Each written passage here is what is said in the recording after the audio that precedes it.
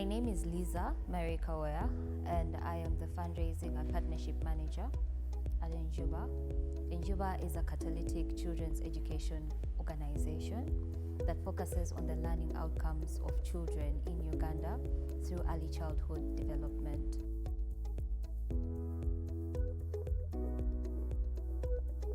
Enjuba does have a track record of raising resources locally.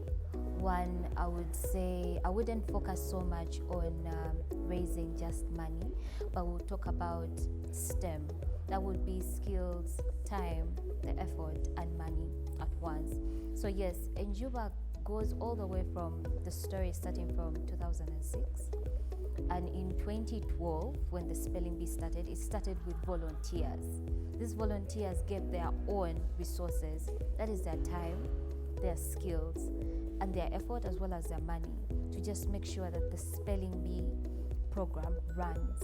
And we all know as a young organization, definitely, most people don't start with funding, they start with volunteers. So definitely people came in to give their skill, their time and money.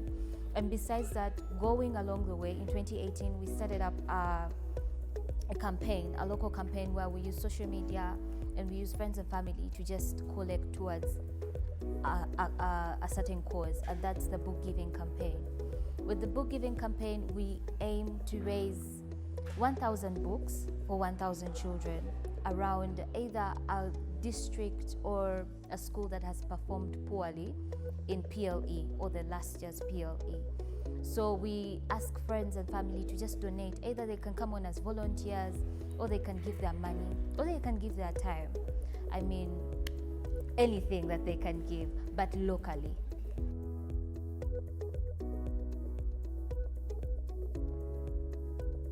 In my view, I think the factors that affect local resource mobilization is the perspective of thinking that people that give are rich. I think you've heard that.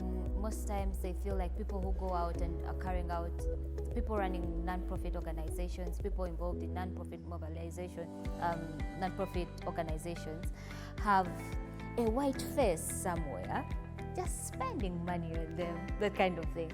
So there's that narrative around it that becomes hard to just tell someone, hey, it's not all about the money. Well, you can come on, I see you're good at this, you can help us do this. Or maybe you can celebrate this organization, and by celebrating it, someone else who's interested to give either their time, skill, money, effort can come on board.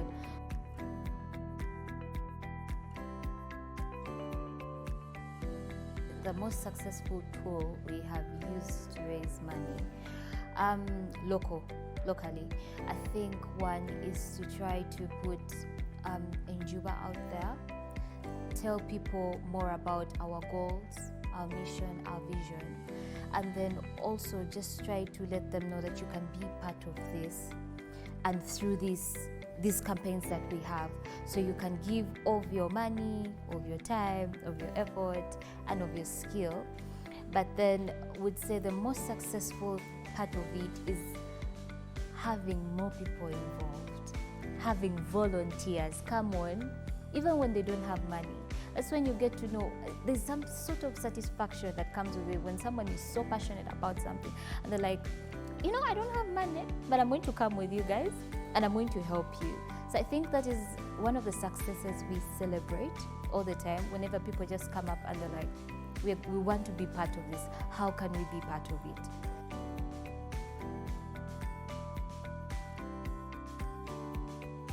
So one of the challenges we have had, and I have faced as a fundraising and partnership manager at Enjuba, is donor fatigue, where you go, and mostly with the local fundraisers that we try to do and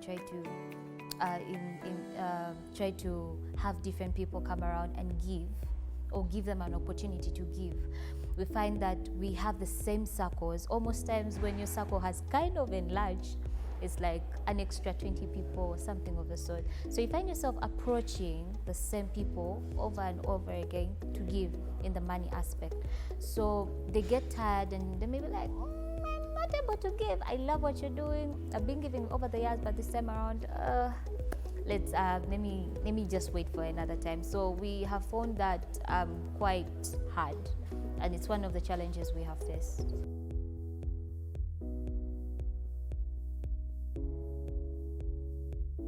So one of the solutions to that, as I had explained, to donor fatigue and try to see how to work around it, is relationship building.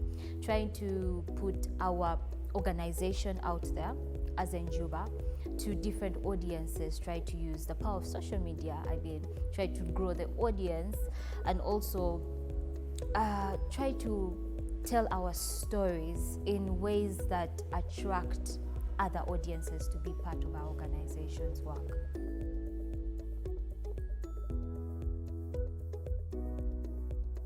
In my experience, I think the importance of giving back, let me just put it in a small story. When I look at children, or when I see children, I see potential. Potential to be their very best versions, potential to be whoever they want to be.